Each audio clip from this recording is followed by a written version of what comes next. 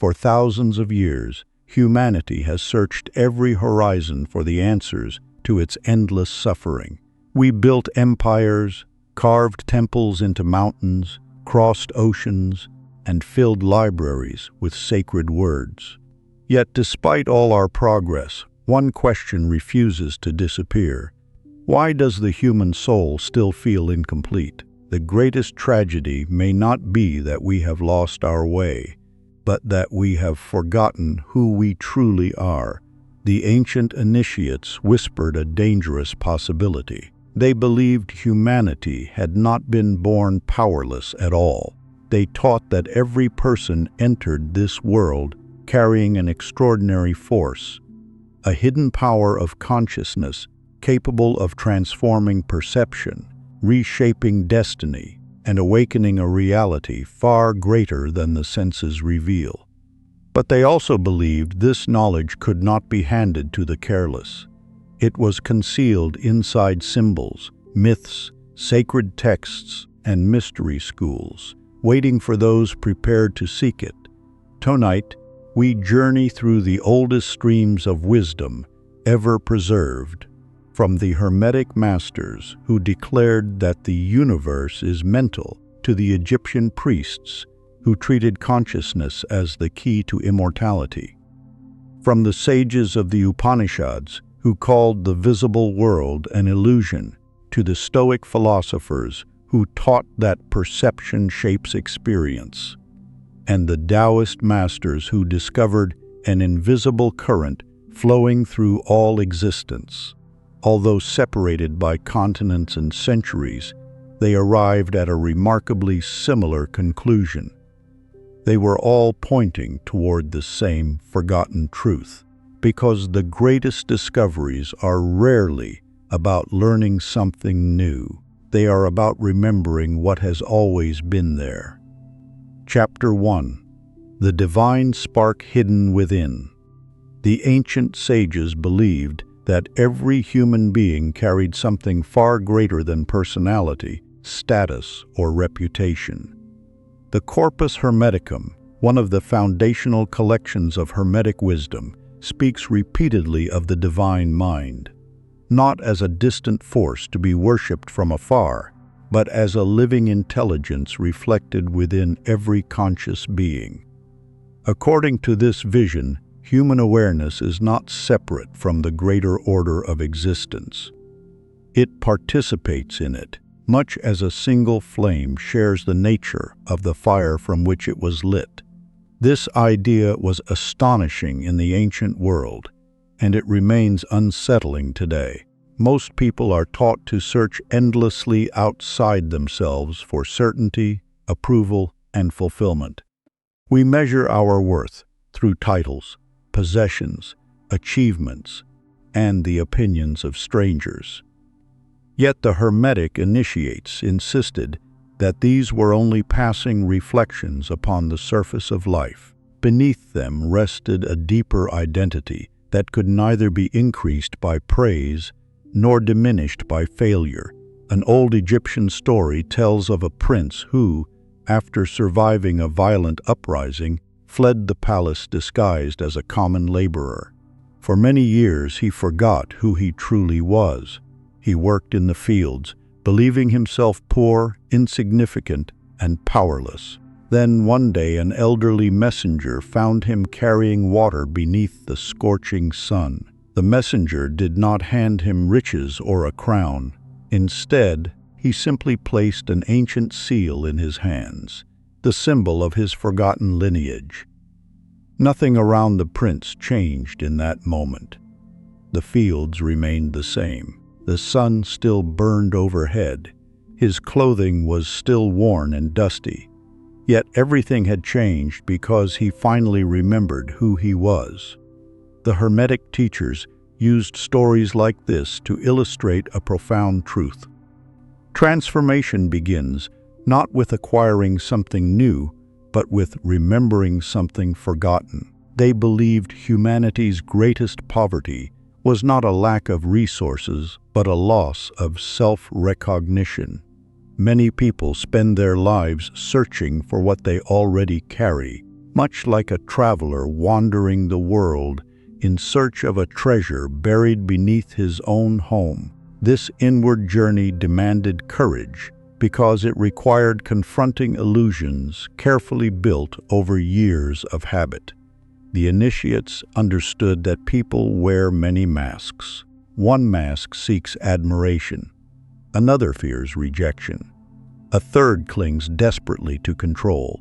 Over time, these masks become so familiar that we mistake them for our true identity. Yet beneath them remains a quieter awareness, the witness that observes every emotion, every thought, and every changing circumstance without becoming identical to them. This insight finds an unexpected companion in modern psychology. Researchers increasingly distinguish between fleeting mental events and the observing awareness capable of noticing them. Thoughts come and go. Emotions rise and fall like waves upon the sea. Identity, however, becomes healthier when it is rooted not in every passing reaction, but in a stable awareness capable of choosing how to respond. Though expressed in different language, the ancient teachers pointed toward the same realization thousands of years ago. One Hermetic master compared consciousness to the clear sky. Clouds may darken it, storms may rage across it, birds may pass through it, yet the sky itself remains unchanged. In the same way, anger, fear, success, and disappointment move through awareness without defining its deepest nature. The person who forgets this becomes enslaved by every emotional weather pattern. The person who remembers becomes steady amid constant change. This is why the mystery schools devoted years to inner training before granting students positions of influence. They believed that an undisciplined mind could misuse knowledge just as easily as it could misuse wealth or power. Inner authority had to precede outer authority. Self-command came before leadership. Awareness came before achievement. History quietly confirms this principle. Many rulers conquered kingdoms, yet remained prisoners of their own fear. Others possessed little by worldly standards, yet radiated a calm presence that inspired generations. The difference was rarely external. It was the condition of consciousness itself. Imagine two merchants who lose their fortunes in the same storm at sea. One curses fate, abandons hope, and spends the rest of his years blaming circumstances. The other grieves, learns, rebuilds patiently, and discovers strengths he never knew he possessed. The storm was identical. The inner response was not. The Hermetic teachers would say that one man lived from forgotten identity, while the other rediscovered the divine spark hidden beneath temporary loss. Perhaps this explains why genuine wisdom has always appeared strangely quiet. It does not rush to prove itself because it is not dependent upon applause. It acts from inward certainty rather than outward comparison. Such people often seem peaceful even during uncertainty, because their foundation lies deeper than circumstances. The invitation of this chapter is therefore simple, though far from easy. Before pursuing greater success, become more deeply aware. Before seeking influence, cultivate understanding. Before trying to master the world, begin by observing the movements of your own mind with honesty and patience. For the ancients believed that the greatest discovery a person could ever make was not hidden inside distant temples or forgotten scrolls. It was hidden within the silent awareness that has accompanied them since the beginning of their life, patiently waiting to be recognized. Become aware before becoming successful. That is where every lasting transformation begins. Chapter 2. The Greatest Illusion of Separation. The Hermetic philosophers suggested that human beings live behind veils of perception. Plato described prisoners mistaking shadows for truth. Taoist sages warned that names and appearances rarely capture the living essence of things. Though separated by continents and centuries, they arrived at remarkably similar conclusions. What first appears obvious is often the least complete understanding. This ancient insight remains astonishingly relevant. Consider how quickly the mind forms conclusions. A stranger fails to return your greeting, and the ego quietly whispers, "They dislike me." A colleague receives recognition, and another voice murmurs, "You are being overlooked." A season of hardship arrives, and the mind confidently declares, "Life is against you." Yet how often are these interpretations accurate? Perhaps the stranger never heard you. Perhaps your colleague labored for years unseen. Perhaps hardship is preparing capacities comfort never could. The world has not changed. Only the story attached to it has. The sages understood that the ego survives by constructing narratives. It constantly divides experience into success and failure, friend and enemy, gain and loss. While these distinctions have practical value, they become dangerous when mistaken for permanent truth. The ego desires certainty because certainty feels safe. Awareness, however, is willing to remain curious. An old Hermetic teacher once compared the ego to a man standing inside a single room with painted windows. Having never stepped outside, he believed the painted landscape was the entire world. Every opinion, every fear, every assumption was formed by those artificial images. One day someone opened the door. At first the sunlight frightened him, because it contradicted everything he believed. Only after walking beyond the room did he realize that reality had always been far greater than the picture surrounding him. How many of our own convictions resemble those painted windows? Modern psychology offers surprising support for this ancient observation. Cognitive biases influence nearly every decision we make. Confirmation bias encourages us to notice evidence supporting what we already believe while ignoring information that challenges it. Emotional reasoning convinces us that because we feel something strongly, it must therefore be true. Expectations quietly reshape perception before conscious thought even begins. The ancients possessed no laboratories, yet careful observation led them toward remarkably similar conclusions. They realized that consciousness is rarely neutral. It colors experience much like tinted glass colors sunlight. This explains why two people can witness the same event and remember entirely different stories. One remembers kindness, another remembers insult. One notices opportunity, another notices danger. Reality is shared, yet experience is deeply personal. A beloved story from the Upanishadic tradition speaks of a prince raised among shepherds. After becoming separated from his royal family during infancy, having known only poverty, he sincerely believed himself to be ordinary. Years later, an elder recognized the royal mark upon his hand and revealed his true origin. Nothing external changed overnight. His clothes remained simple.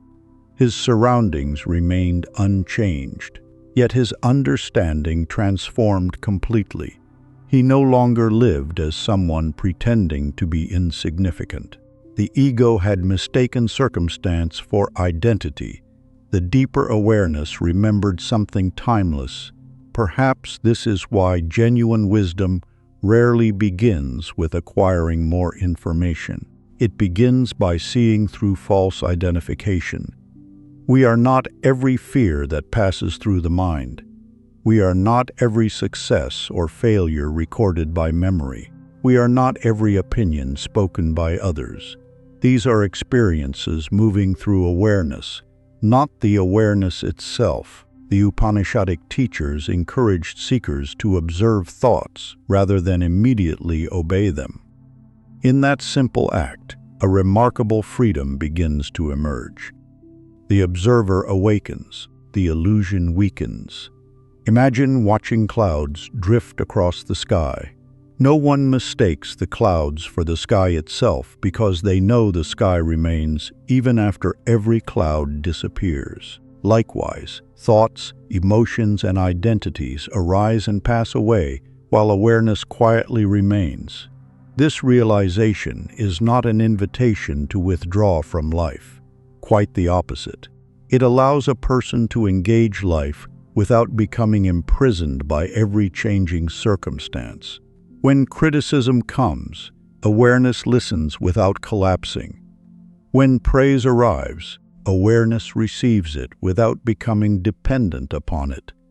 When loss occurs, awareness grieves honestly, without believing life has ended. Such freedom cannot be purchased because it arises from perception rather than possession. The ancient teachers, therefore, insisted that the greatest prison has no walls. It is built from unquestioned assumptions, inherited fears, and mistaken identity. The greatest liberation begins the moment we become willing to ask, "What if my first interpretation is incomplete?" For the deepest illusion has never been the world itself. It has been believing that appearances reveal the whole truth. Not everything seen is real. Chapter 3. The Conscious Creator. Throughout history, certain individuals have seemed to possess an unusual quality. They entered chaos without becoming chaotic.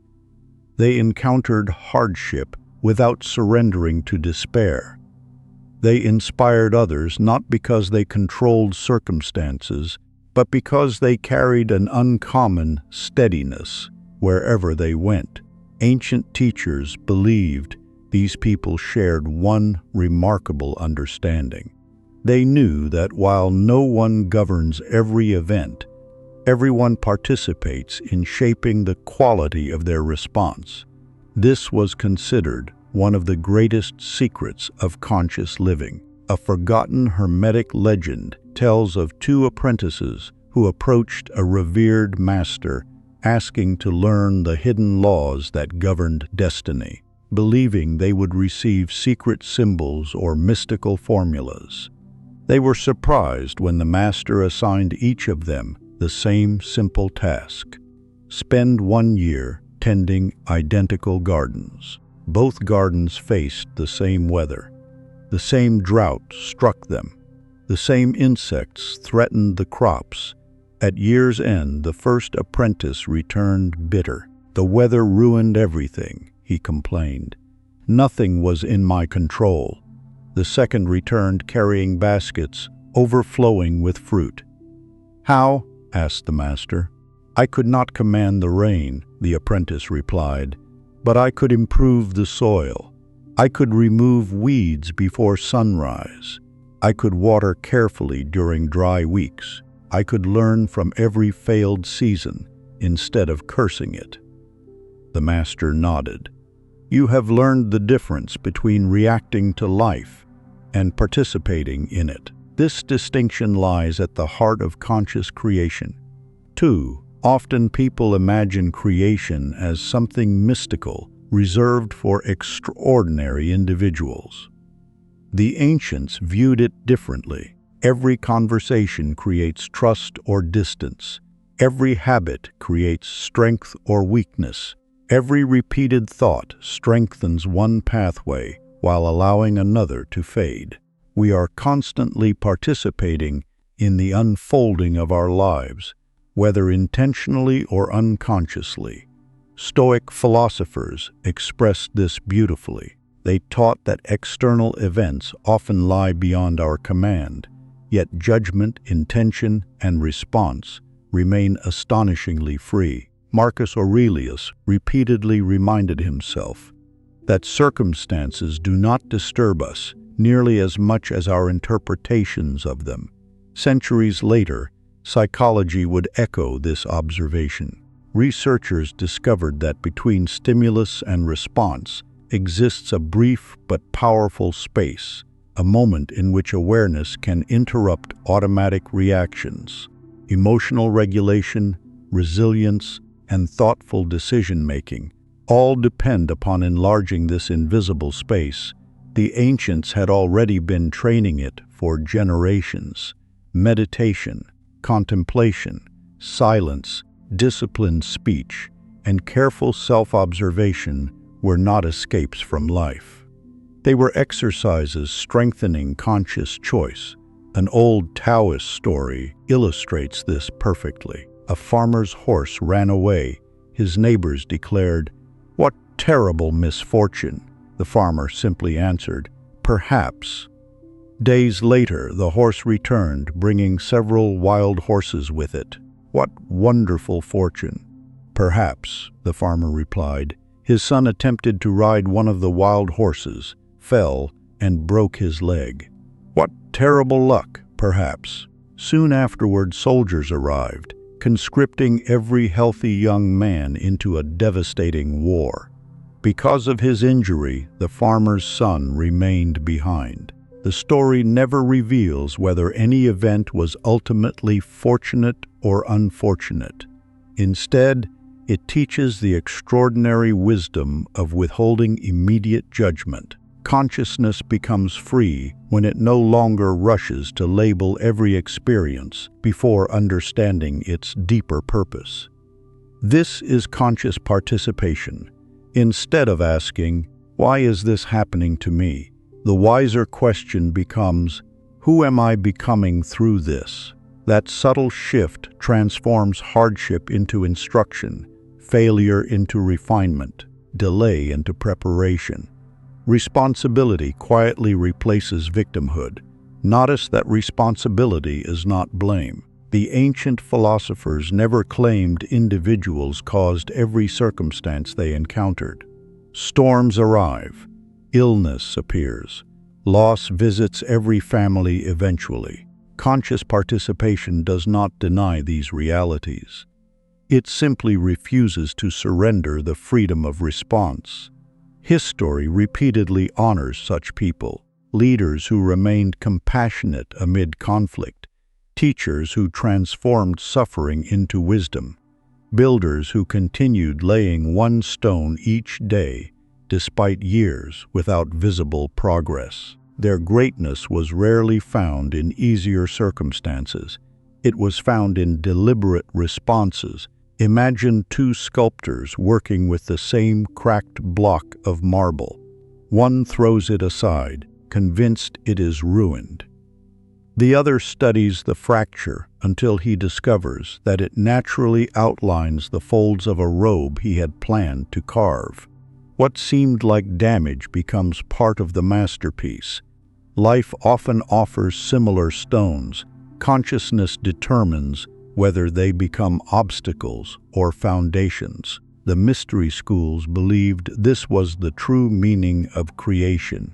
Not commanding the universe to obey every desire, but learning to shape character, perception, and action so skillfully that each circumstance became material for wisdom. The invitation, then, is wonderfully practical. Pause before reacting. Observe before judging. Reflect before speaking. Choose deliberately instead of automatically. For every day offers countless opportunities to participate consciously in the life unfolding before us. We may never control every chapter, but we always help write the next sentence. Decretate deliberately. Chapter 4. Identity creates reality. Many people spend their lives trying to change their circumstances while secretly believing they are unworthy of anything different. They chase new opportunities with an old identity. They pursue success while still introducing themselves to life through fear, limitation, and doubt. The ancient masters observed that this inner contradiction quietly governs every decision. A man who believes himself powerless will unknowingly reject doors that appear before him. A woman who believes herself undeserving will sabotage blessings before they fully arrive. The outer world often follows the blueprint already accepted within. The mystery schools of Egypt understood this principle long before modern psychology gave it names. Before an initiate was entrusted with sacred teachings, he was not asked how much he knew. He was asked who he had become. Years were spent cultivating discipline, patience, honesty, and inner composure before higher knowledge was revealed. Their teachers believed that wisdom placed into an undisciplined identity became dangerous, while wisdom planted in noble character multiplied into lasting transformation. The initiation was never merely about learning hidden symbols. It was about becoming someone capable of carrying greater responsibility. Every ritual reminded the seeker that the first temple to be rebuilt was the self. This same pattern appears throughout history. Ancient philosophers rarely promised shortcuts. Instead, they focused relentlessly on character. They understood that every repeated thought becomes a repeated action. Every repeated action becomes a habit. Every habit slowly hardens into character. And character, over many years, quietly becomes destiny. Nothing changes overnight. Imagine a young sculptor apprenticed to an old master centuries ago. Every morning he eagerly attempted to carve magnificent statues, only to have his teacher calmly erase hours of work. Frustrated, the apprentice finally protested. "Why do you keep destroying what I build?" The old sculptor smiled gently. "I am not correcting the statue," he replied. "I am shaping the hands that create it." The apprentice did not understand those words for many years. Eventually, he realized that every correction had strengthened patience, precision, and discipline inside him. One day, his hands naturally created beauty, because beauty had first been carved into the craftsman himself. So it is with human consciousness. Life rarely asks, "What do you want?" It quietly asks, "Who are you becoming?" This truth echoes through Stoic philosophy as well. Marcus Aurelius often reminded himself that every action either strengthened or weakened his character. A single decision seemed small. Thousands of similar decisions became identity. He understood that the emperor he appeared to be mattered less than the person he practiced becoming in private. Modern neuroscience now offers remarkable support for these ancient observations. The brain strengthens the neural pathways we use repeatedly. Behaviors performed consistently become increasingly automatic. Identity is reinforced not through isolated moments of inspiration, but through repeated patterns of thought and action. We literally become more like the person we repeatedly rehearse. The ancient sages discovered this without laboratories.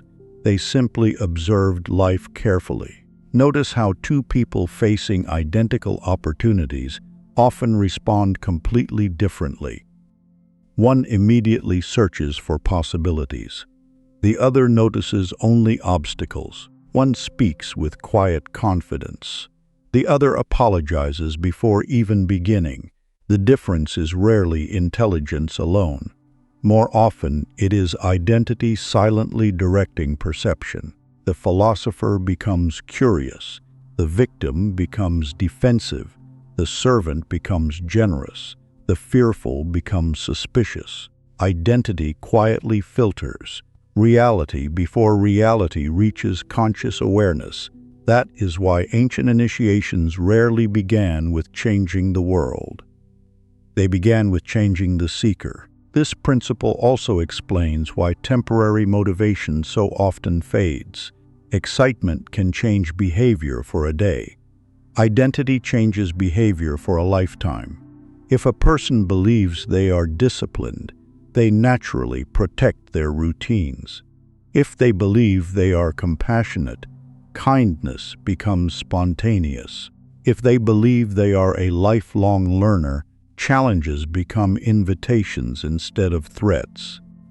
Indanity simplifies difficult choices because it answers them before they appear. An old Taoist story tells of a wandering traveler who met an elderly gardener tending a modest mountain orchard. The trees were healthy, the pathways immaculate, and every tool carefully maintained despite the gardener owning very little. The traveler asked, "How do you remain so faithful to work that no one sees?" The old gardener laughed softly. "I am not caring for trees. What do you mean?" "I am caring for the gardener." Those simple words contained extraordinary wisdom. Every small act was shaping the person performing it. Each morning of careful attention strengthened patience. Each season of faithful labor strengthened resilience. Each quiet task strengthened gratitude. The orchard became beautiful because the gardener had first become beautiful in spirit. The outer reflected the inner. Perhaps the greatest mistake of modern life is believing identity is discovered only once. Ancient wisdom suggests something far more hopeful. Indanity is continuously created. Each decision whispers an answer to the question, "Who am I becoming?" Every act of courage says, "I am courageous." Every honest conversation says, "I am truthful." Every patient response says, "I am becoming peaceful." Every disciplined morning quietly builds a disciplined life. Little by little, stone by stone, character by character. The life you admire is often built long before anyone notices it. The ancients knew that success without character collapses quickly. Character without immediate success, however, continues quietly growing until opportunity finally arrives. When opportunity and prepared identity meet, transformation appears almost effortless. People call it luck. The wise call it preparation. So instead of asking only what future you hope to create, begin asking a deeper question every sunrise. What kind of person must I become for that future to feel natural? Because your greatest achievement will never be what you possess. It will always be who you become while pursuing it. Choose that identity deliberately. Then practice it daily. Become the person you seek. Chapter 5. The Emerald Tablet's Greatest Mystery. Few ancient texts have inspired more fascination than the mysterious Emerald Tablet. Though astonishingly brief, its words echoed across centuries, influencing Hermetic philosophers, alchemists, scholars, and seekers of wisdom. Hidden within its concise lines appears one of history's most enduring principles, as above, so below, as within, so without. For thousands of years, these words have been interpreted in many ways. Some treated them as sacred metaphysics. Others saw profound philosophical symbolism. Regardless of interpretation, one practical insight remains remarkably timeless. The condition of our inner world profoundly shapes the way we experience and engage with the outer world. This was not an invitation to magical thinking. It was an invitation to radical responsibility. The Hermetic masters believed that every visible creation begins in an invisible realm of thought, intention, character, and consciousness. Before a civilization builds temples, someone imagines them.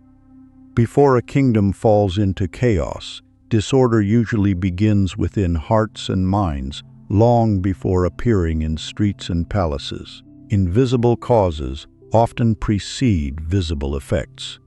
Ancient Egyptian temple schools understood this principle with extraordinary seriousness. their students were not rushed into sacred chambers.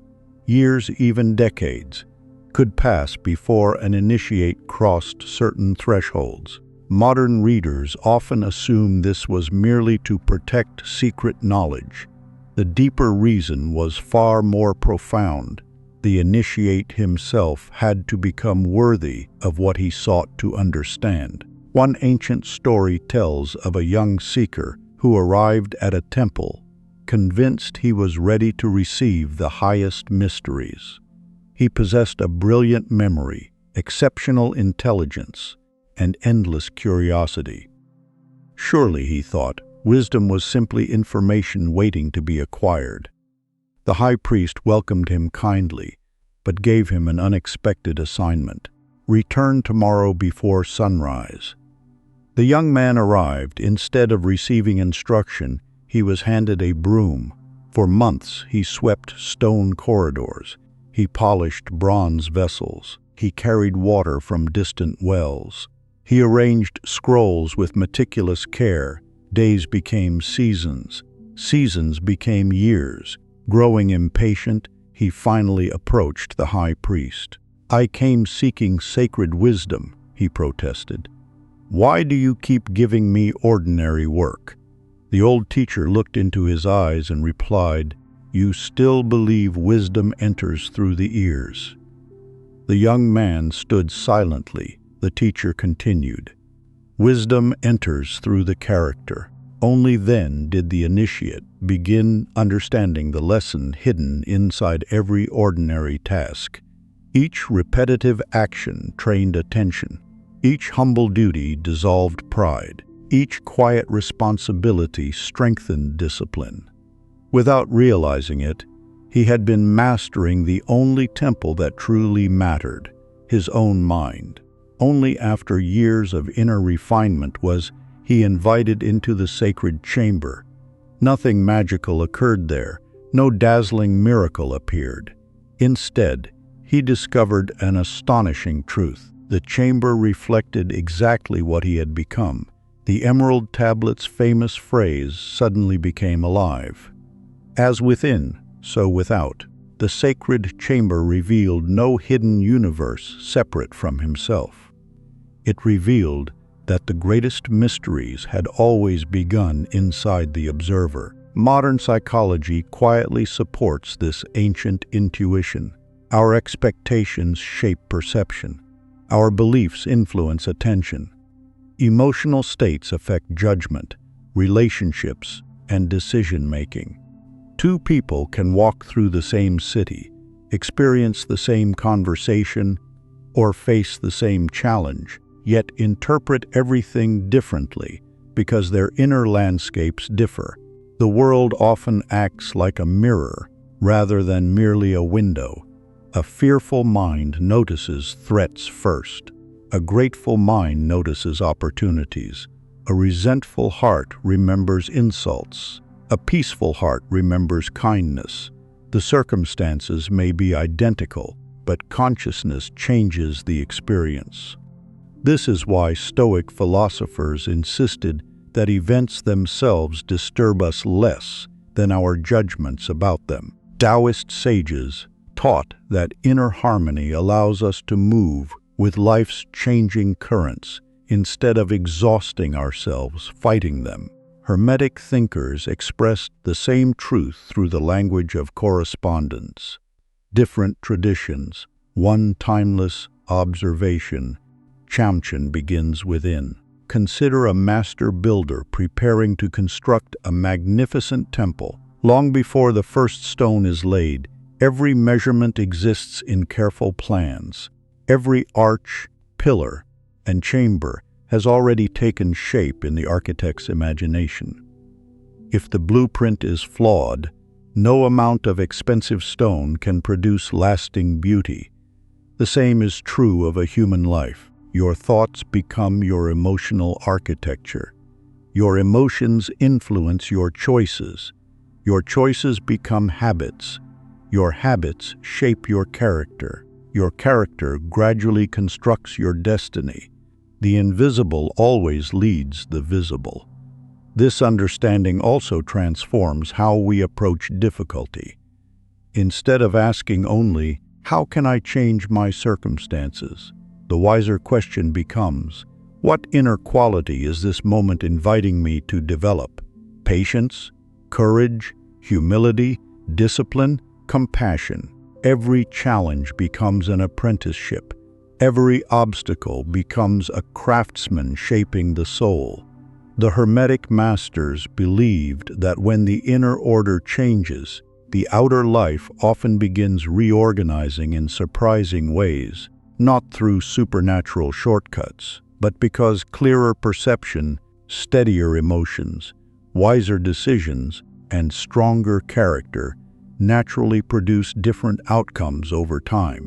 The mirror responds, the reflection follows. So before demanding that the world become different, spend time refining the invisible architecture within yourself. Cultivate clarity before ambition, integrity before influence, peace before power. The greatest transformations rarely begin with dramatic events. They begin with quiet changes in the unseen chambers of the heart and mind. For this is the enduring mystery whispered by the Emerald Tablet across the centuries. The above is reflected in the below. The within is reflected in the without. Chantion the above. The below follows. Chapter 6. How Fear Creates Invisible Prisons. Imagine a young warrior standing outside the gates of an ancient city just before sunrise. His armor is polished, his sword carefully sharpened, and his years of training have prepared him for this very moment. Yet as the distant drums begin to echo across the valley, something unexpected happens. His breathing becomes shallow, his hands tighten around the sword. His mind races through countless disasters that have not yet occurred. In only a few moments, the battlefield has already been lost, not because the enemy has attacked, but because fear has conquered the warrior from within. The ancient masters understood something that modern psychology has only recently begun to explain. Fear is not always the result of danger. More often, danger becomes magnified by an undisciplined imagination. A frightened mind sees threats everywhere, even where none exist. It mistakes possibilities for certainties and shadows for enemies. This is why so many invisible prisons are built without walls. The prison of self-doubt, the prison of regret, the prison of imagined failure, the prison of tomorrow's uncertainty. No chains are needed because the frightened mind willingly locks its own door. Ancient Stoic teachers observed this pattern repeatedly. They noticed that people rarely suffered only from events themselves. Instead, they suffered from the stories they told about those events before they even unfolded. A delayed journey became a disaster. A difficult conversation became humiliation. A single setback became proof of permanent failure. Fear quietly enlarged every obstacle until even ordinary life felt overwhelming. The greatest battle was never outside. It was always within. An old tale tells of a commander who trained his soldiers in a way that confused every visitor who watched them. Rather than beginning with weapons, he first taught them to sit silently beside a flowing river before dawn. There they learned to steady their breathing while observing the changing current. One impatient recruit finally asked, "Master, when will we learn to defeat our enemies?" The commander smiled. "When the river no longer frightens your reflection." The young soldier frowned, unable to understand. Years later, he finally realized that the commander had never been teaching warfare alone. He had been teaching mastery over perception. A trembling mind cannot recognize reality clearly. A peaceful mind sees opportunities invisible to panic. The river became the first teacher. Fear narrows awareness. Calmness expands it. Modern neuroscience beautifully echoes this ancient observation. When fear dominates, the brain shifts into survival mode. Attention becomes narrow, immediate, and defensive. The body prepares to escape or fight. This response is invaluable when facing genuine danger. It has preserved human life for thousands of generations. But today's greatest dangers are often psychological rather than physical. The body reacts to financial uncertainty, criticism, public speaking, or personal failure, almost as if facing a predator in the wilderness. The ancient alarm system continues operating even when no lion stands nearby. As survival thinking increases, creativity decreases, curiosity fades, perspective shrinks. The imagination, once capable of solving problems, becomes occupied with inventing catastrophes instead. The survival mind asks only one question: how do I escape? The creative mind asks something entirely different: what can I build from here? This distinction has shaped civilizations. The builders of ancient temples could never have completed their monumental works if fear had governed every decision. Sailors who crossed unknown oceans would never have left familiar shores. Philosophers would never have questioned accepted beliefs. Every meaningful discovery required someone willing to continue despite uncertainty. Fear whispers, "Stay where you are." Wisdom quietly replies, "Keep walking." The Stoics never claimed fear could be eliminated completely. They recognized it as a natural muscle shared by every human being. Their goal was not fearlessness, but freedom. Courage, they believed, was not the absence of fear. Courage was refusing to surrender authority to fear. Epictetus often reminded his students that while events lie beyond our control, our response remains our greatest possession.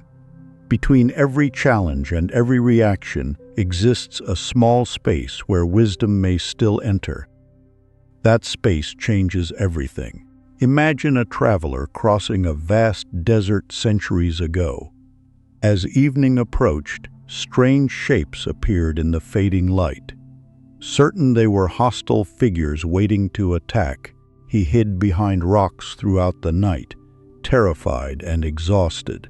When dawn finally arrived, the frightening silhouettes revealed themselves to be nothing more than ordinary date palms swaying gently in the morning breeze. The traveler had not spent one night imprisoned by enemies. He had spent one night imprisoned by imagination. How often do we repeat the same mistake? We postpone dreams because we assume rejection. We avoid conversations because we predict conflict. We resist opportunities because we expect failure. Entire futures disappear beneath fears that never become reality. The invisible prison grows stronger each time it is obeyed. Ancient Egyptian wisdom schools often described fear as a veil placed over consciousness. Not because fear was evil, but because it distorted perception. It caused people to mistake temporary conditions for permanent identities. A single defeat became, "I am defeated." A single mistake became, "I am incapable." Yet identity was never meant to be defined by passing emotions. Like clouds crossing the sky, fear moves through consciousness but does not own it. The wise observer learns to witness fear without becoming it. Marcus Aurelius practiced this constantly. Though emperor of one of history's greatest civilizations, he faced plague, betrayal, war, and political uncertainty. Yet within his private reflections, he repeatedly reminded himself to examine impressions before accepting them as truth. A frightening thought was simply a thought until reason either confirmed or released it. His discipline protected his freedom. So can ours. Whenever fear appears, pause before immediately believing its story. Ask quietly, "Is this fact, or is this imagination? Is this danger, or merely discomfort? Does this fear deserve obedience or examination?" Questions weaken fear's authority because they invite awareness where panic once ruled. Little by little, the invisible prison begins to dissolve, not because life becomes easier, but because perception becomes wiser. The ancient warrior eventually understood why the river had been his first battlefield. Victory over external circumstances always begins with victory over internal confusion. The calmest mind often becomes the strongest force in the room, not through aggression, but through clarity. For fear predicts only limitation. Wisdom reveals possibility. Guard your perception carefully. It quietly determines the size of your world. Chapter 7. Marcus Aurelius and the Invisible Kingdom.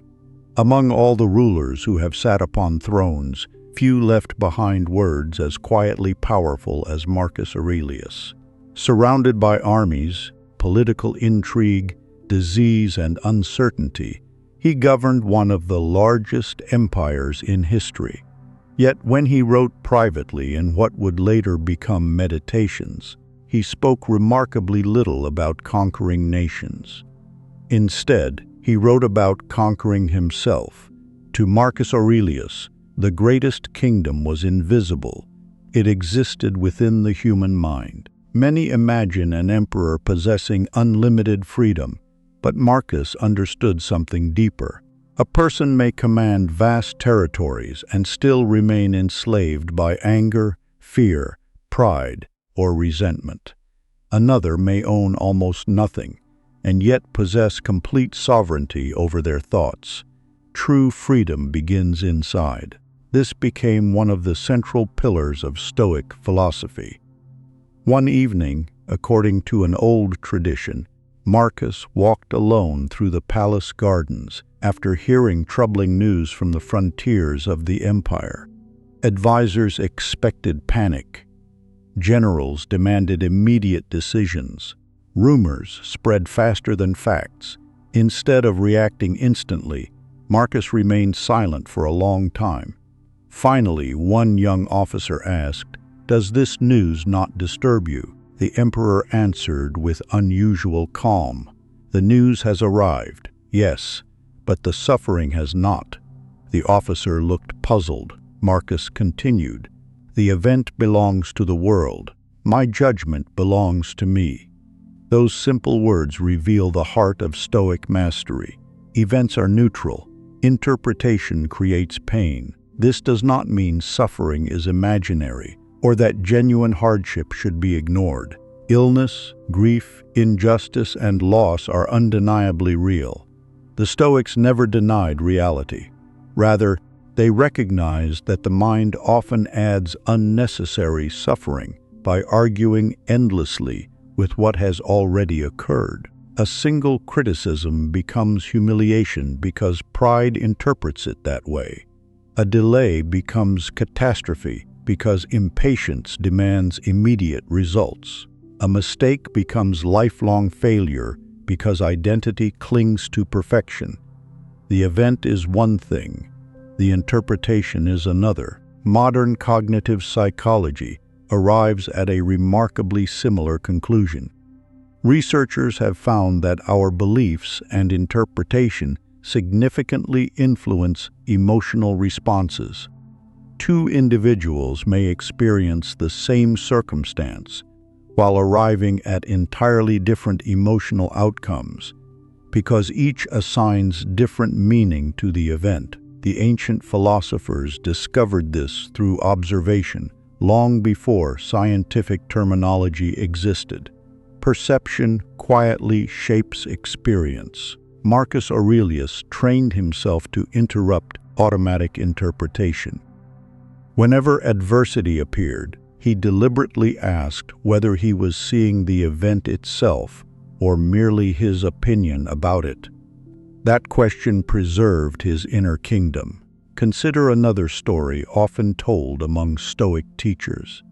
A wealthy merchant lost an entire shipment during a violent storm at sea. One neighbor declared the event proof that fortune had abandoned him. Another predicted permanent ruin. The merchant simply replied, "We shall see."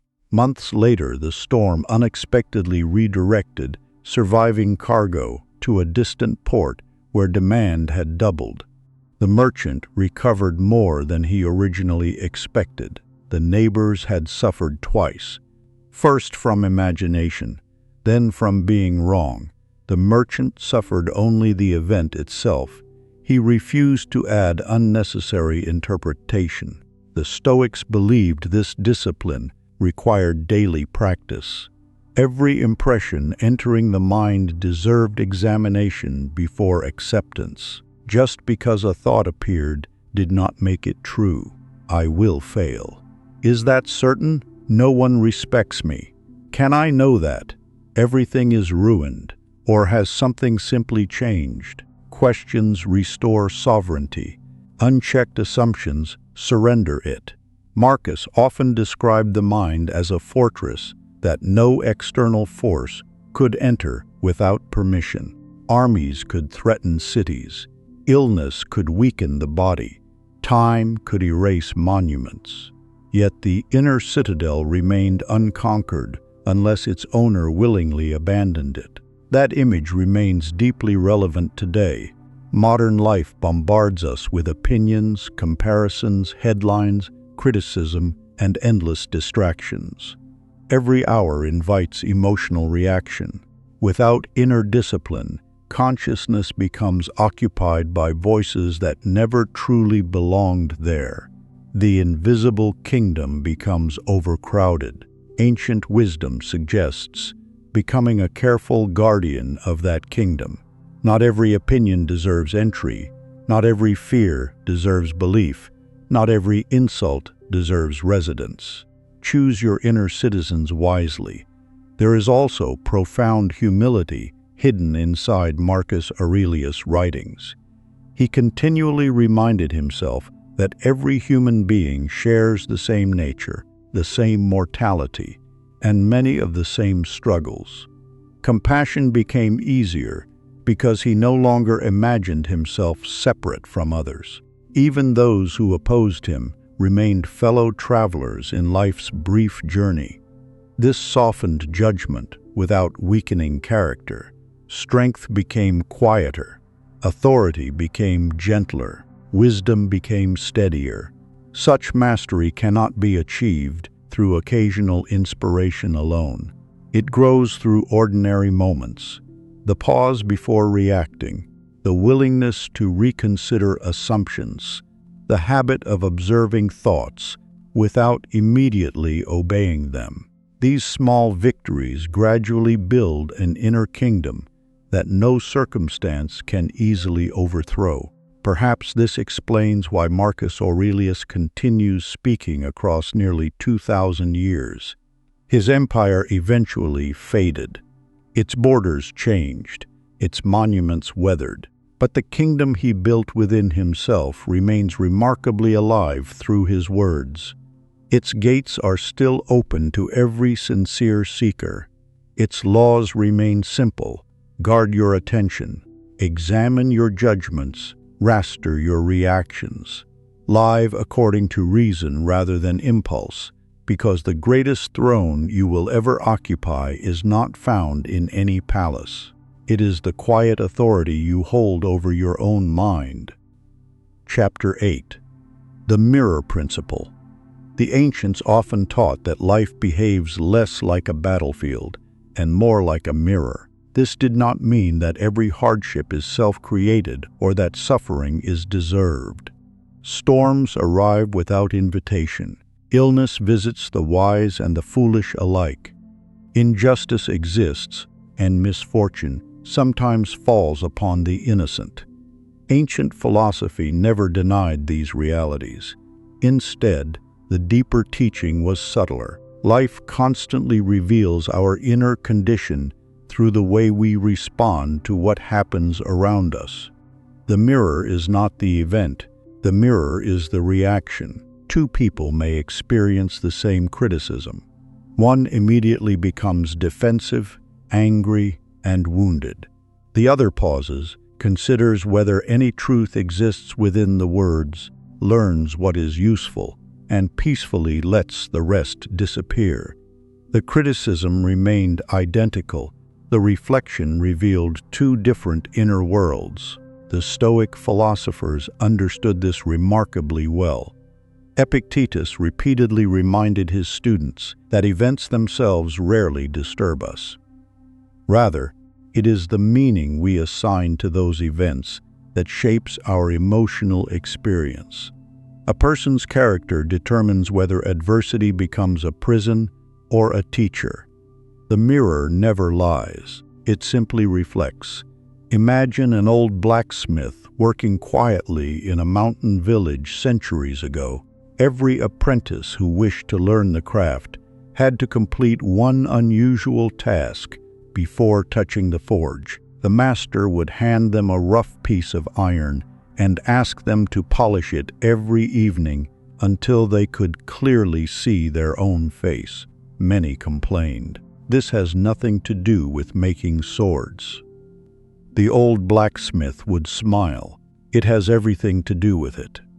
Months later, when the iron finally reflected their faces perfectly, the apprentices understood. The polishing had never been about the metal. It had been about patience, discipline, humility, attention. Every stroke transformed not only the object, but also the one holding it. So it is with every challenge life places before us. Every disagreement asks whether we possess patience. Every disappointment reveals the strength of our resilience. Every temptation exposes the condition of our discipline. The world quietly reflects the character already forming within us. Modern psychology supports this ancient insight in surprising ways.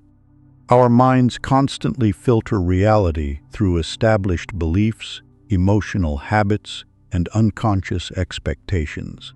We notice evidence that confirms our existing worldview while overlooking information that challenges it. Two people may live in the same neighborhood, work in the same office, or belong to the same family, yet experience entirely different realities because each observes life through a different inner lens. The mirror changes with the observer. This understanding shifts us away from blame and toward responsibility. Responsibility does not mean condemning ourselves whenever life becomes difficult. It means recognizing that while we cannot always choose events, we can cultivate the inner qualities with which we meet them. This distinction is liberating. Blame weakens. Responsibility strengthens. There is a profound difference between saying, "Everything is my fault," and asking, "What is life inviting me to learn here?" One creates shame, the other creates wisdom.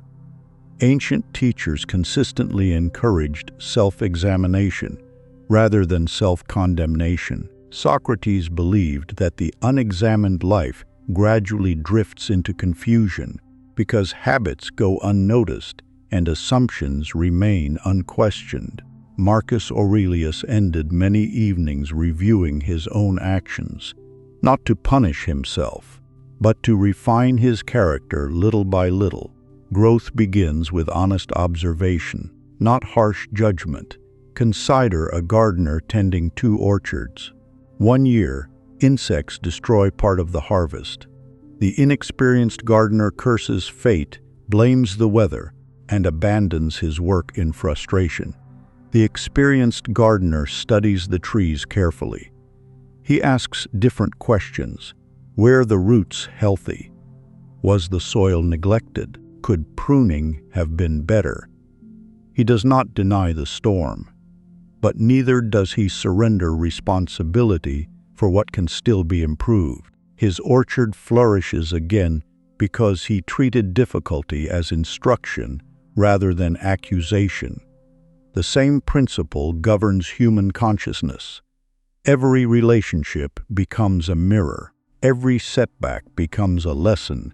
Every success reveals character as much as every failure.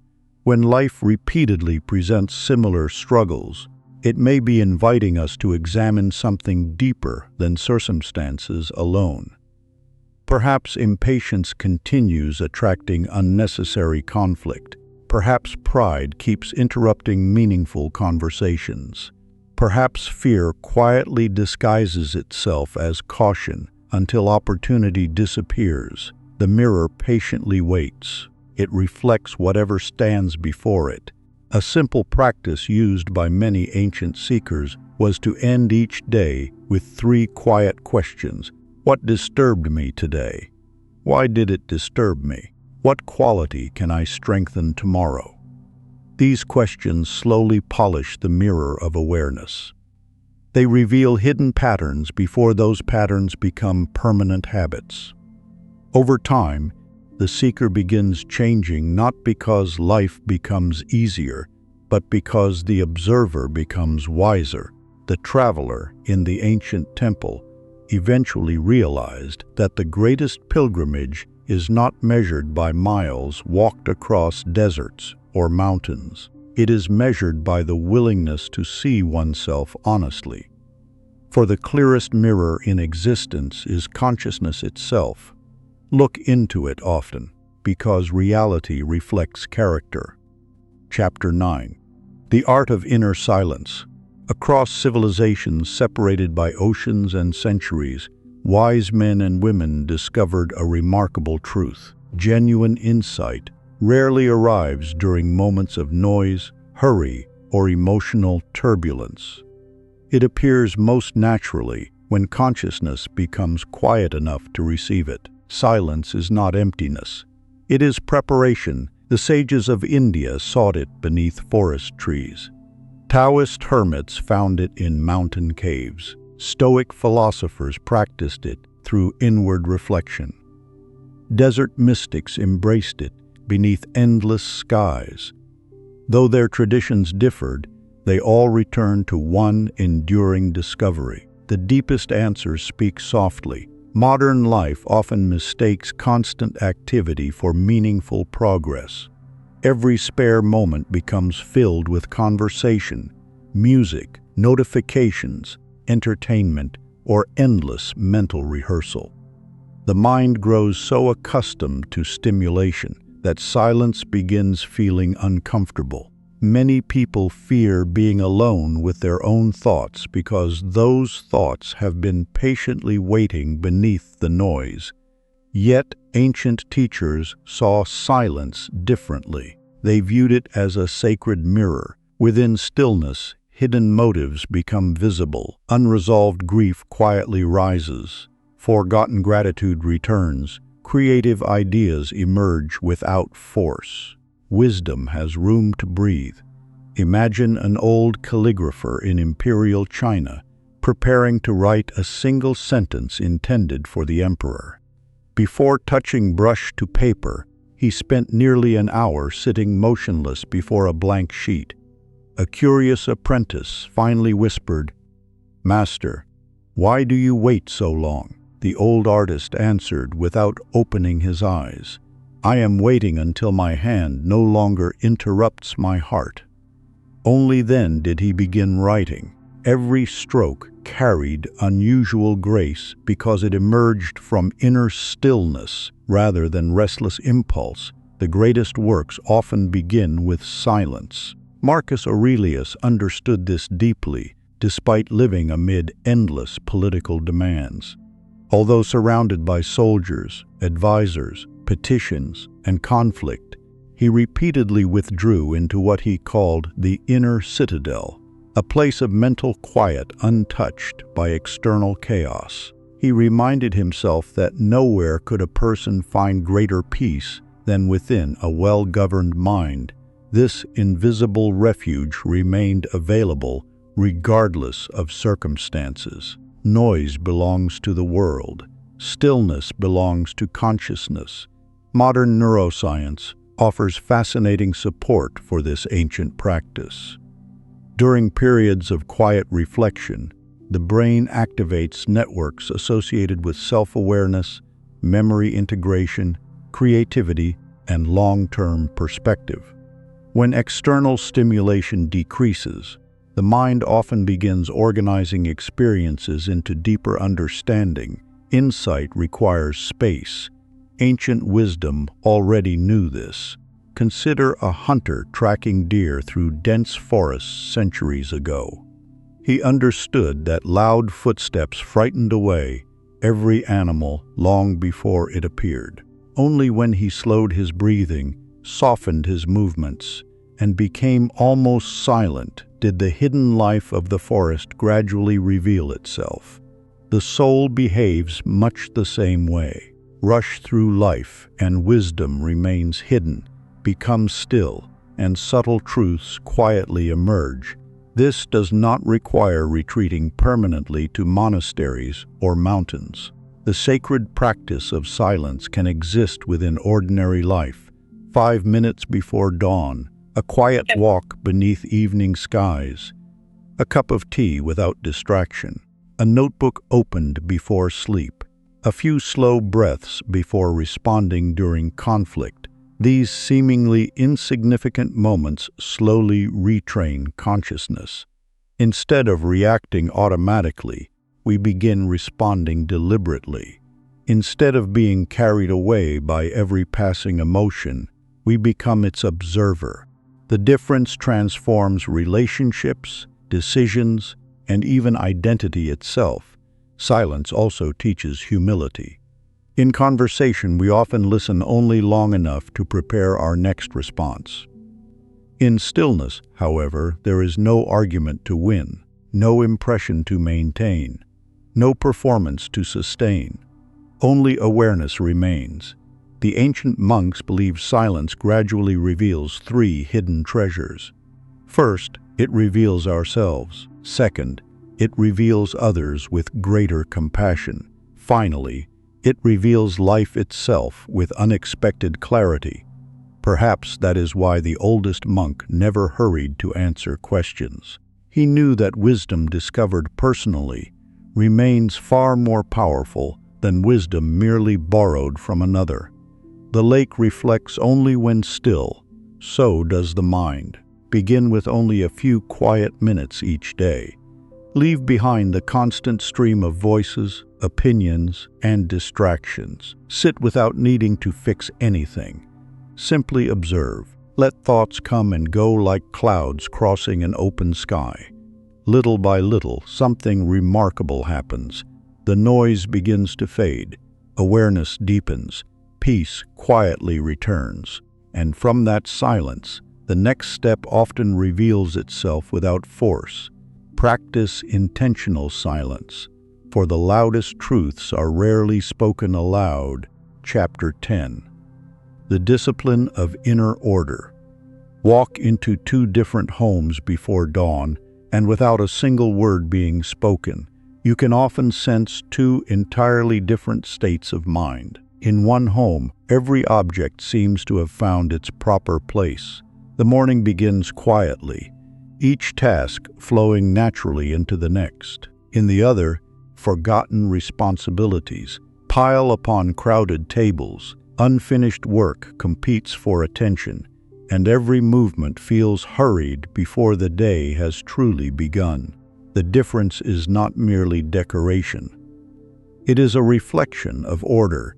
The ancient world understood something that modern life frequently overlooks. External order quietly supports internal clarity. Wise civilizations did not arrange their temples, cities, rituals, and daily routines simply for beauty. They believed that harmony in one's surroundings gently encouraged harmony within the soul. Order was never obsession, it was preparation. Among the builders of ancient Egypt, every stone placed within a temple followed precise proportions. Sacred geometry was more than architectural skill. It symbolized the belief that the universe itself unfolded through balance, rhythm, and intelligent design. Every column, corridor, and chamber reflected a deeper conviction. That lasting strength arises from alignment rather than accident. To step into one of these temples was to enter visible harmony. The structure itself became a silent teacher. Many initiates spent years maintaining these sacred spaces before they were entrusted with higher knowledge. They swept marble floors, polished bronze vessels, aligned ceremonial objects, and cared for gardens with extraordinary precision. To an impatient observer, these tasks seemed ordinary, yet the masters knew something profound. The temple was not the only thing being organized. The person performing the work was also being transformed. An old Egyptian story tells of a young novice assigned to care for a single sanctuary lamp every evening. He cleaned its bronze surface, trimmed the wick, and carefully replenished the oil before sunset. Months passed, then years. Eventually, the young man became frustrated. "Master," he asked, "when will I be taught the hidden mysteries?" The elder priest looked toward the perfectly tended lamp. "You already are." The novice looked puzzled. The old man smiled gently. "Every evening you believed you were preserving the flame." He paused before continuing, "But the flame has been preserving you." Only then did the student understand. Each repeated act of care had quietly cultivated patience. Every small responsibility had strengthened discipline. The lamp illuminated not only the temple, but the character of the one entrusted to protect it. The smallest rituals shape the deepest habits. This same truth appears throughout nearly every ancient tradition. Confucius taught that character is formed through repeated acts of propriety. Aristotle believed excellence arises not from occasional greatness, but from habitual virtue. The Stoics practiced daily reflection because they understood that consistency gradually becomes identity. Great lives are built quietly, one ordinary day at a time. Modern psychology confirms what these ancient teachers observed through experience. Habits reduce mental friction.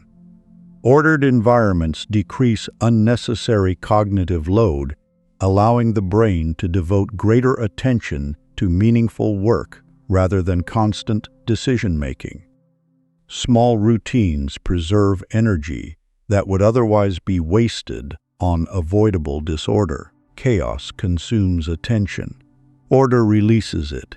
Imagine a master musician preparing for an important performance. Before touching the instrument, he carefully arranges every sheet of music, tunes each string, and ensures the room is free from distraction. None of these actions create the music directly, yet without them, the performance suffers. Preparation protects excellence. Human consciousness works much the same way. A disordered morning often produces a distracted afternoon. Unfinished tasks linger in the background of the mind like half-heard conversations. Clutter becomes more than physical. It quietly occupies emotional and mental space. The ancient Stoics therefore encouraged beginning each day with intention rather than reaction. Marcus Aurelius often reminded himself each morning of the kind of person he wished to become before the world demanded his attention. By establishing inner order first, external disorder became less capable of disturbing him. The Taoist sages expressed a similar principle through different language. They observed that nature itself follows elegant rhythms. Rivers flow according to gravity. Seasons arrive without hurry. Trees blossom in their appointed time. Nothing essential competes with itself. Order does not rush. It unfolds. There is profound wisdom in this observation.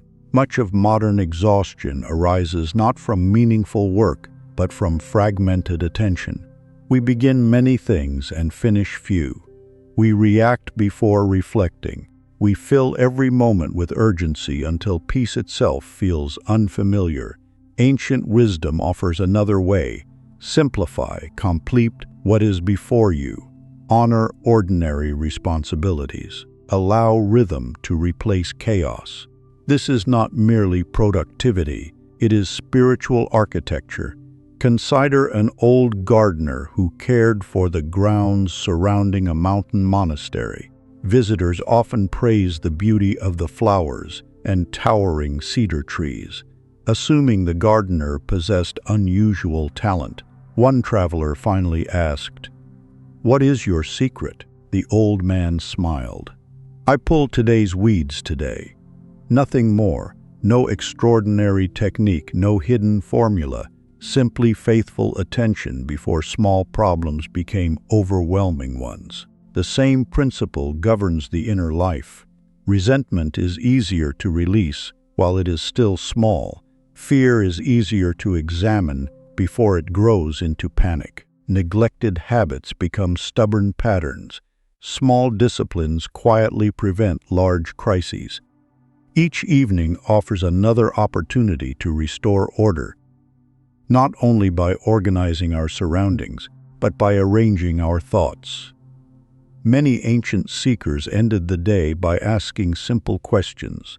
What did I neglect? What deserves gratitude? What can I improve tomorrow? These reflections gradually create a mind that is less reactive, more intentional, and increasingly peaceful. Order is not perfection. Perfection often produces anxiety because it demands impossible standards.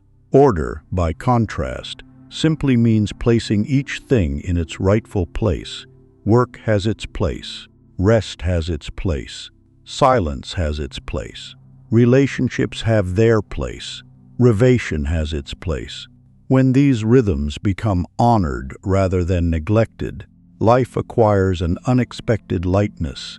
Freedom does not arise from endless choices. It arises from wise structure. The ancient temple builders knew this long before the first stone was laid. Strong foundations make great heights possible. So begin with small acts. Make your bed. Finish one neglected task. Clear one forgotten corner. Keep one meaningful promise. Repeat tomorrow.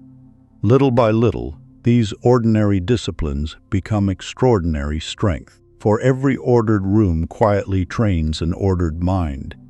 Every ordered mind strengthens an ordered life, and every ordered life creates greater freedom. Because in the end, the ancient masters were right. Order creates freedom. Chapter 11. The Path of Continuous Transformation. An old blacksmith living in a quiet mountain village forged the finest swords anyone had ever seen. Travelers journeyed for weeks simply to watch him work. Yet when they entered his workshop, expecting secret tools or mysterious techniques, they found only an ordinary forge, a weathered hammer, and an aging craftsman whose movements were calm and unhurried.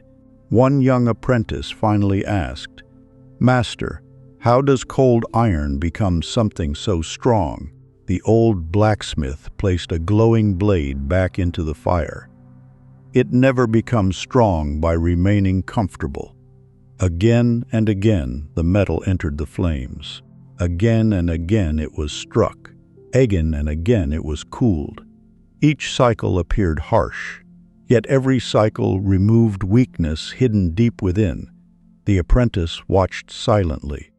Years later, he realized the blacksmith had never been speaking only about iron. He had been speaking about human consciousness. The ancient world rarely viewed life's challenges as interruptions to personal growth. Instead, hardship itself was often understood as the workshop where character was patiently refined. Fire strengthened gold. Wind strengthened trees. Time strengthened wisdom. Why should the human spirit be any different? Transformation has always been the quiet law of existence. The Stoics embraced adversity because it revealed virtue. Courage cannot exist without danger. Patience cannot develop without delay. Compassion becomes meaningful only where suffering is present. Difficulties did not create character from nothing. They uncovered what was already waiting within. Taoist philosophy approached the same truth from another direction. Rather than fighting change, the Taoist sage learned to move with it. Rivers remain powerful not because they resist every obstacle, but because they adapt. Water bends without breaking. It flows around stone while eventually shaping mountains. Flexibility becomes strength. Resistance becomes exhaustion. Though Stoicism emphasizes disciplined resilience and Taoism emphasizes harmonious flow, these traditions meet upon common ground. Both reject unnecessary struggle against reality.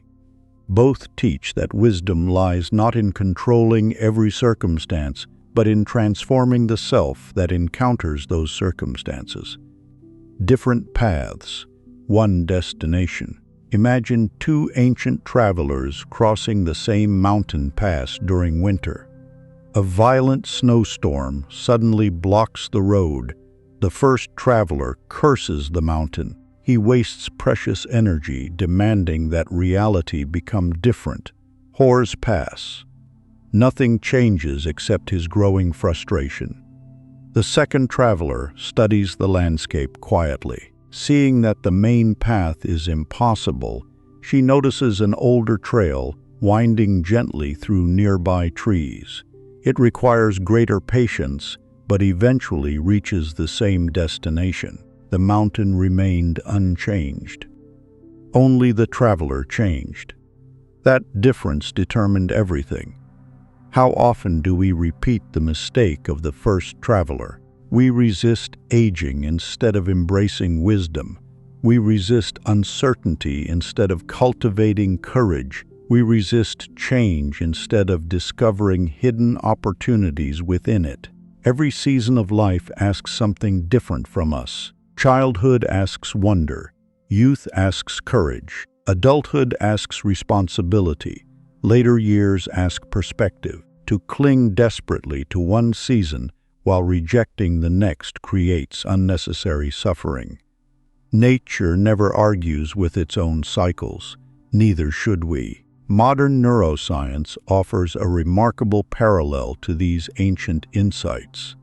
Scientists now understand that the brain possesses extraordinary adaptability throughout life. Neural pathways strengthen through repeated experience, and new connections continue forming well into old age. This ability, often called neuroplasticity, means that learning, emotional growth, and personal transformation remain possible far longer than once believed. The ancients did not know the science. They knew the reality. They observed that people who remained curious continued growing. Those who surrendered to rigid certainty gradually became imprisoned by their own habits. Growth belongs to the humble. There is an old Taoist tale about an elderly bamboo farmer who was asked why his grove survived storms that destroyed mighty oak trees nearby. He answered simply, "The oak argued with the wind. The bamboo listened. Because it bent, it endured. Because it endured, it continued growing." This simple image contains astonishing wisdom. Life does not reward stubbornness nearly as often as it rewards adaptability. The strongest people are rarely those who never change. They are those who never stop learning. Marcus Aurelius demonstrated this throughout his life. Despite ruling an empire, he never considered himself finished.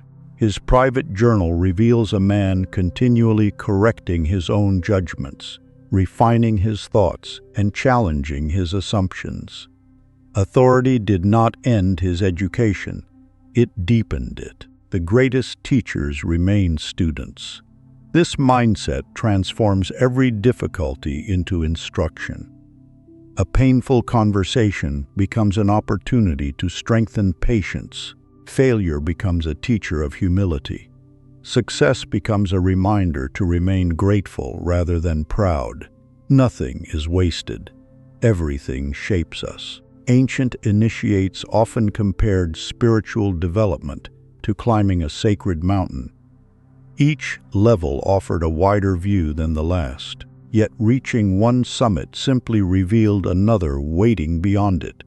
Wisdom was never a destination where learning ceased.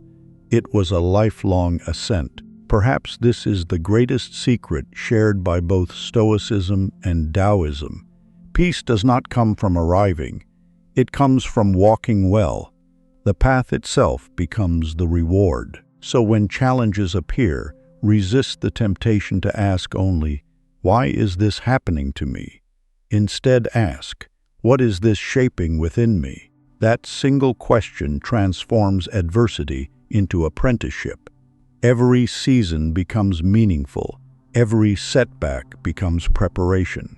Every ordinary day becomes another opportunity to become a little wiser than yesterday. Because the soul, like the finest steel, is strengthened through faithful refinement. And that refinement continues for as long as life itself continues. There is no final lesson, no last mountain, no completed masterpiece. Only the quiet invitation to keep becoming. Because the ancient masters understood what every sincere seeker eventually discovers. Growth never finishes. Chapter 12. The final secret hidden by the masters. For thousands of years, across deserts, mountains, forests, temples, monasteries, and forgotten libraries, humanity has searched for a single hidden truth. Empires rose believing they possessed it. Mystics spent lifetimes protecting it. Philosophers devoted every waking hour to understanding it. The remarkable discovery is that although these traditions spoke different languages and wore different symbols, they repeatedly pointed toward the same quiet revelation. The greatest secret was never hidden because it was too complicated. It was hidden because it was too simple for a restless mind to notice. Hermetic priests of ancient Egypt taught that the universe reflected immutable principles that operated whether people recognized them or not.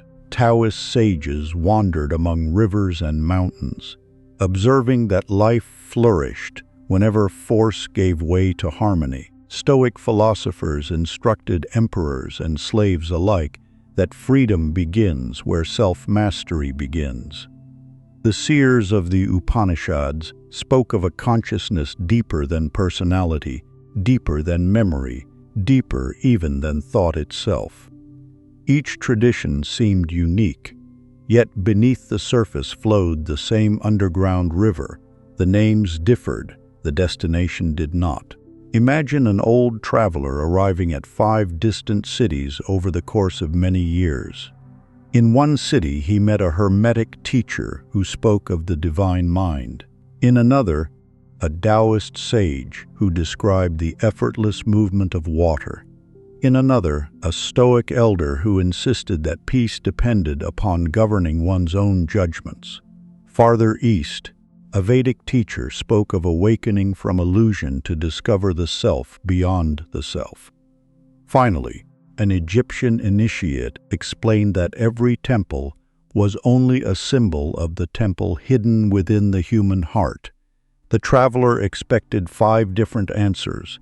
Instead, he received one answer spoken 5 different ways. That realization transformed his life more than any individual teaching ever could. The Hermetic masters declared that the universe is fundamentally mental, not in the sense that thoughts magically command reality, but that perception, interpretation, intention, and awareness profoundly shape the reality each person inhabits. Stoicism arrived at a remarkably similar conclusion from another direction. Marcus Aurelius continually reminded himself that events themselves rarely disturb us as much as the meanings we assign to them. Taoism added another dimension by showing that unnecessary resistance creates needless suffering, while harmony with life's rhythms allows clearer judgment and wiser action. The Vedic sages went still deeper, suggesting that beneath the changing personality exists an awareness untouched by fear, success, failure, praise, or loss. Different roads, one summit. Modern psychology has begun describing many of these observations in different language. Our attention determines what information enters conscious awareness. Our beliefs influence expectations. Expectations influence behavior. Behavior gradually shapes relationships, opportunities, habits, and eventually the story we call a life. None of this requires mystical certainty. It simply reveals that consciousness quietly governs the quality of our choices, long before circumstances reveal their consequences. This is why the ancient masters spent so little time trying to change the world directly. They first transformed the observer. An old Egyptian story tells of an apprentice who begged to learn the highest mysteries immediately. He wished to understand hidden symbols, sacred geometry, celestial movements, and the powers whispered about among the priests. His teacher did something unexpected. Instead of opening the temple library, he handed the young man a simple broom. For 30 days, the master said, "Sweep every floor before sunrise." The apprentice obeyed, though frustration filled his heart. Surely such work had nothing to do with hidden wisdom. Yet each morning the master watched silently as the student swept with impatience, then with boredom, then with resentment, then finally with complete attention. On the 31st morning the master smiled. "Now," he said, "you are ready." The apprentice looked around in confusion. "I have learned nothing." The old teacher replied gently, "You have learned the only lesson that matters. The temple was never dirty. Your consciousness was."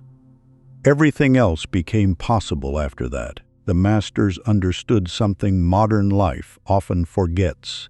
Every lasting transformation begins invisibly. Before habits change, attention changes. Before character changes, awareness changes. Before destiny changes, daily perception changes. The invisible always leads the visible. That is why the greatest practice is rarely dramatic. It consists of returning again and again to conscious awareness throughout ordinary life. Not while sitting only in meditation. Not only while reading sacred books, but while speaking with family, making decisions, facing disappointments, solving problems, earning a living, and encountering strangers. Every ordinary moment becomes practice. If you truly wish to explore this ancient path, consider accepting a simple 30-day challenge. Not as a promise of supernatural results, but as an experiment in conscious living. Each morning, spend 5 quiet minutes observing your thoughts before reaching for distraction. Notice them without immediately believing them. Throughout the day, guard your attention. Ask yourself where your mind repeatedly travels. Does it continually return to fear, resentment, comparison, or gratitude? Attention is precious because it gradually becomes character. Practice intentional stillness every day, even if only for a few minutes. Ancient monasteries, Taoist retreats, and Stoic reflection all understood the same truth. Silence reveals what constant activity conceals. Whenever difficult situations arise, pause before reacting. Replace immediate emotional impulse with conscious observation. A calm response often changes outcomes more effectively than forceful reaction ever could. Finally, each evening, reflect honestly.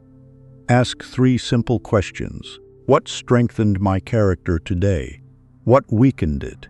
What wisdom did today's experiences quietly offer? Small questions, profound answers. The masters never promised perfection. They promised refinement. Every day offers another opportunity to become slightly more awake than yesterday. Over years, those almost invisible improvements reshape an entire life. The greatest mystery, then, is not hidden inside forgotten temples or sealed manuscripts. It is hidden inside unnoticed moments of ordinary awareness. The world has always reflected the quality of the consciousness observing it. That reflection may be subtle rather than magical, gradual rather than immediate, but it remains one of the oldest insights shared across civilizations. The sages left countless books. They were all pointing inward. Remember this final lesson from the ancient masters. The world changes only after the one who sees it has changed. Chapter 13. The Forbidden Conclusion. There is an old legend that after the final lesson had been given, the master extinguished the lamp, leaving his students in complete darkness. One disciple protested, "Master, how shall we find the way now?" The old teacher answered from the darkness, "You have spent years learning to carry your own light." That final exchange captures the true conclusion of nearly every ancient wisdom tradition. Humanity has long searched for someone else to rescue it, for a perfect leader, a flawless philosophy, a hidden treasure, or a miraculous secret capable of eliminating uncertainty forever. Yet the oldest teachers consistently redirected attention away from external dependence and back toward conscious participation in life itself. The forgotten truth is not that human beings control every event. History clearly teaches otherwise. Storms arrive, illness visits, time changes everything. Loss cannot always be prevented. What the masters insisted upon was something equally powerful. Human beings possess remarkable influence over the way experience is interpreted, responded to, and ultimately integrated into character. That influence is easily forgotten. The Hermetic philosophers described humanity as participating in a living universe rather than standing apart from it. Stoics emphasized responsibility over complaint. Taoists trusted the wisdom of alignment rather than endless struggle. Vedic teachers invited seekers beyond the restless ego into a quieter awareness that observes without becoming imprisoned by every passing thought. Different traditions, one invitation: become conscious. Because consciousness quietly directs experience every single day.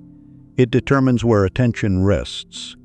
Attention influences interpretation. Interpretation guides decisions. Repeated decisions become habits. Habits become character. Character gradually shapes the life others eventually call destiny. The chain is almost invisible while it is happening. Only years later do most people recognize where it began. Not with circumstances, with consciousness. Modern neuroscience echoes part of this ancient observation. The brain constantly filters overwhelming amounts of information, bringing forward what appears most relevant according to established patterns of attention, expectation, memory, and emotion. Ancient wisdom expressed this poetically. Science describes aspects of it biologically. Both remind us that how we meet reality influences what we experience within it. This realization carries both humility and hope. Humility because we cannot command every outcome. Hope because we are not powerless within those outcomes. There is always a response available, always another interpretation to examine, always another opportunity to choose wisdom instead of impulse. That choice is where freedom quietly begins. Perhaps that is why the greatest teachers rarely appeared interested in gathering followers. They sought to awaken observers, people capable of seeing clearly, people capable of governing themselves before attempting to govern others, people whose inner order naturally expressed itself through compassion, courage, patience, integrity, and peace. Such people quietly change families. Families influence communities. Communities shape civilizations. Everything begins smaller than expected. If these pages have offered anything worthwhile, let it not become another collection of inspiring ideas stored upon a shelf of forgotten knowledge.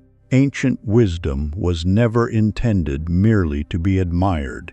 It was meant to be practiced. For the next 30 days, become an attentive witness to your own consciousness. Notice what repeatedly occupies your mind. Question thoughts that immediately demand belief. Choose one moment of silence each day. Respond more slowly. Listen more deeply. End every evening with honest reflection. Allow awareness to become stronger than habit. Do not expect instant transformation. Expect faithful practice, like the slow carving of a river through stone. Quiet consistency shapes landscapes that force never could. Months from now, perhaps the world around you will appear different. Perhaps it will not.